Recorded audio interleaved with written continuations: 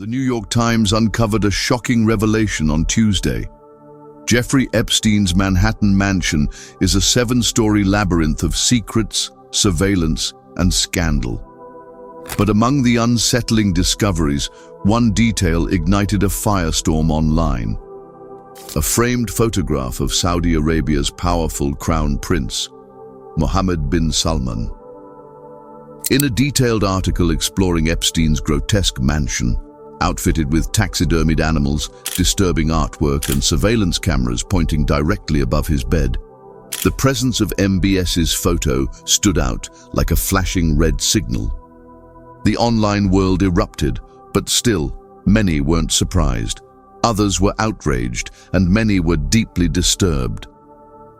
The MBS-Epstein connection didn't emerge in isolation. Netizens quickly pointed to another photo, Mohammed Bin Salman, alongside George Nader, a convicted criminal and serial pedophile. Patterns were forming, and people were paying attention. What is the photo of MBS doing at Epstein Mansion? Why is he seen smiling and posing for photos with sexual predators? Were those pics taken just to keep as a memory or to hint at something very dark? The internet immediately raised these questions after the shocking photo went viral. For those who don't know, Jeffrey Epstein was a Jewish American with contacts to many powerful American politicians. There are numerous video clips of him with Bill Clinton, Donald Trump, and other high-profile Americans available on the internet today. He had purchased a whole island for himself, dubbed the infamous Epstein Island, which is a small private island in the United States Virgin Islands, southeast of St. Thomas. Jeffrey Epstein was a real estate agent, Dalton school instructor, and proprietor of a financial consulting firm, and thus everyone saw the island as just another investment of his.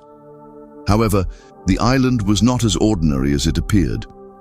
Visitors transported children from various regions and assaulted them there. The only visitors to the island were Epstein, the American politicians, and other very high-status businessmen whom he had developed relationships with. All sorts of criminal activities took place there, and no one could stop them since the most powerful people on the globe were participating. The island produced numerous tapes featuring the politicians.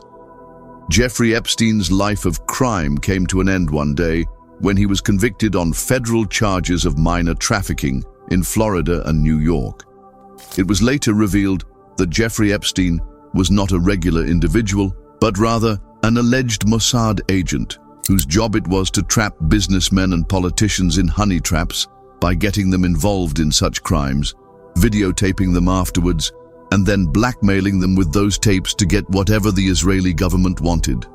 The pictures of Mohammed bin Salman being found that way in a framed manner raise very dark questions about him, like, what is the relation between Mohammed bin Salman and Epstein, and how deep is their relation?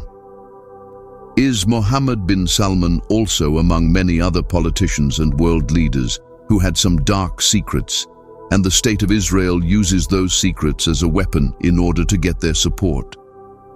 The process of investigating why those pictures were present, the relationship of each picture, the timing of when they were taken, and the hidden purpose behind their capture is very gloomy.